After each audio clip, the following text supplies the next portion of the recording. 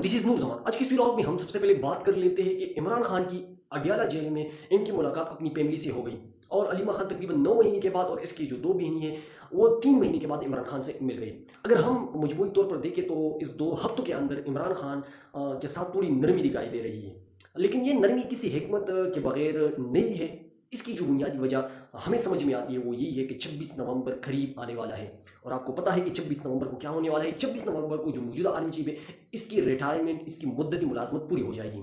अब चूंकि एक्सटेंशन का मसला चल रहा है, जो ज़राए बताते हैं, तो इससे ये पता चलता है कि मौजूदा जो हुकूमत है इनको दबाव में लाने के लिए, इनको प्रेशर में लाने के लिए ये भी एक हरबा हो सकता है कि इमरान खान की सूरत में, इमरान खान के ज़रिए इनको डरा धमका कर वो इन लोगों से एक्सटेंशन हासिल ये लोग कर सकते हैं, पाकिस्तानी एस्टेब्लिशमेंट। तो देखते हैं इसका क्या बनता है, लेकिन हुकूमत के लिए बहुत मुश्किल फैसला है ये। अगर एक्सटेंशन देते हैं तो इन लोगों की जो वैल्यू है वो मज़ीद कम हो जाएगी और इनकी जो अहमियत है वो पाकिस्तान कौम के नज़र में और भी गिर जाएगी। और अगर एक्सटेंशन नहीं देते तो फिर हो सकता है कि इमरान खान को रिहा किया जाता है, और अगर इमरान खान रिहा हो जाते हैं तो फिर इनके लिए यहाँ पर सियासत करना मुश्किल हो जाएगा। और अगर नहीं करते तो इस वक्त और मौजूदा हुकूमत की जो सबसे बड़ा चैलेंज है वो पाकिस्तान की जो मईशत है। मैं समझता हूँ कि इनकी हाथ से अब मामला निकलते जा रहे हैं।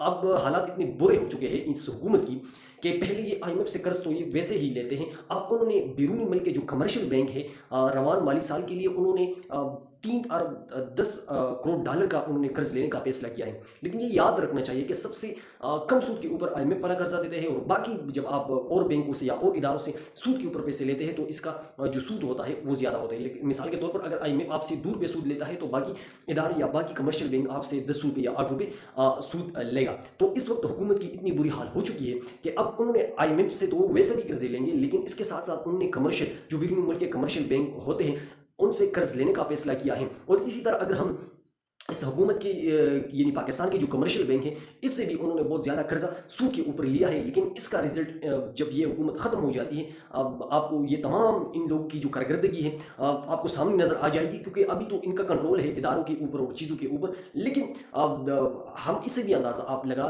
लेके इस वक्त पंजाब की हुकूमत ने जो कमर्शियल बैंक पाकिस्तान में होते हैं, पंजाब हुकूमत ने 408 अरब का कर्जा अभी पाकिस्तानी रूपिया में लिया है जो कमर्शियल पाकिस्तान के बैंक हैं।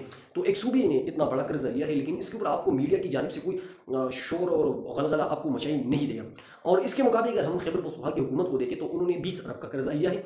बहरहाल गंडापुर तो कहते हैं कि हम कर्ज नहीं लेंगे, लेकिन फिर उन्होंने भी लिया है, लेकिन पंजाब के मुकाबले में और बाकी सूबों के मुकाबले में उन्होंने कम कर्जा लिया है और पंजाब की हुकूमत ने सबसे ज़्यादा कर्ज लिया है। तो इस वक्त जो हुकूमत के लिए सबसे बड़ा चैलेंज है वो पाकिस्तान मीशत है, और मीशत दिन ब दिन जो है वो कमज़ोर पड़ती जा रही है। और इसकी जो बुनियादी वजह है वो यही है कि जो मौजूदा हुकूमत है वो पाकिस्तानी अवाम का मुंतखब करदा हुकूमत नहीं है और अवाम का इनके ऊपर एतमाद नहीं है। और तो जब एतमाद किसी हुकूमत के ऊपर अवाम का नहीं होगा तो बैरूनी मुल्क के जो सरमाएदार है वो यहाँ पर इन्वेस्टमेंट करने के लिए नहीं आते, तो इस वजह से भी मुल्क का नुकसान होता है। और दूसरी जो सबसे बड़ी वजह है वो ये है कि इस वक्त पाकिस्तान में एनर्जी प्राइस बहुत बढ़ गए, तो पाकिस्तान का जो इम्पोर्ट की जो चीज़ें हैं वो भी दुनिया के मुकाबले में जो है बहुत महंगे हो जाते हैं। तो पाकिस्तान का जो इम्पोर्ट का निज़ाम है वो तकरीबन पहले भी बहुत कमज़ोर था, अब मज़ीद जो है कमज़ोरी की तरफ जा रहा है। तो इससे पाकिस्तान के लिए आने वाले साल में बहुत से मुश्किलात का सामना करना पड़ेगा। इसके साथ साथ एक और खबर है हुई है वो NDMA की जानिब से, NDMA के जो चीफ है उन्होंने ये बताया है कि आइंदा आने वाली साल जो होगा ये तो पाकिस्तान में जो बारिशों की जो शिद्दत है या मौसमियाती तब्दील की वजह से जो तबाही सैलाब ने मचाई है वो बदकिस्मती से 22% और भी इसमें इजाफा हो सकता है। तो ये बहुत हैरानकुन और बहुत तकलीफदेह बात है।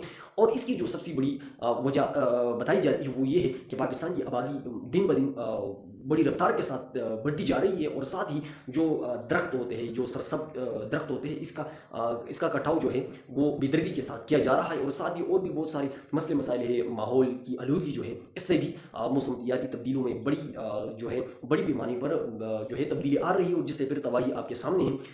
तो इसके लिए अभी तक पाकिस्तान की हुकूमत ने कोई मौसर इक़दाम नहीं किए हैं और हमें नज़र भी नहीं आती।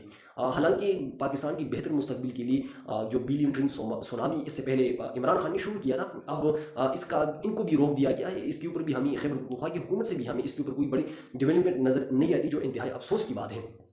और साथ ही मौजूदा हुकूमत जो है دیکھتے ہیں کہ اب وہ ایکسٹینشن کے معاملے کے اوپر کیا فیصلہ اور کیا طریقہ کار اختیار کر لیتے ہیں. لیکن اگر انہوں نے ایکسٹینشن دی بھی تو مزید آنے والے سال جو ہے پاکستانی معیشت کے حوالے سے اور پاکستان کے مستقبل کے حوالے سے اب کوئی آسان نہیں ہے، بہت کٹھن ہوں گے، اور اس کے بیچ میں جو بھی آئے گا وہ بدنام ہوگا، اور اس کو پاکستانی قوم کے سامنے اپنی ذلت اور رسوائی کے سوا ان کو کچھ بھی نہیں ملنے والا. تو بہرحال دیکھتے ہیں کہ اس کے اوپر کون سے فیصلے آتے ہیں، اور پاکستان کے مستقبل کے بارے میں کچھ بھی نہیں کہا جا سکتا، کیونکہ پاکستان میں کسی بھی وقت کچھ بھی ہو سکتا ہے. اس کے بارے میں ختم رائے کوئی بھی نہیں دے سکتا. انشاءاللہ نیکسٹ آنے والی ویڈیو میں آپ لوگ کے ساتھ پھر ملاقات ہوگی. اپنی بہت ساری دعاؤں میں اپنی نیکسٹ آنے والی ویڈیو تک اپنی دعاؤں میں یاد رکھیں. آج کے لیے اتنی کافی. والسلام.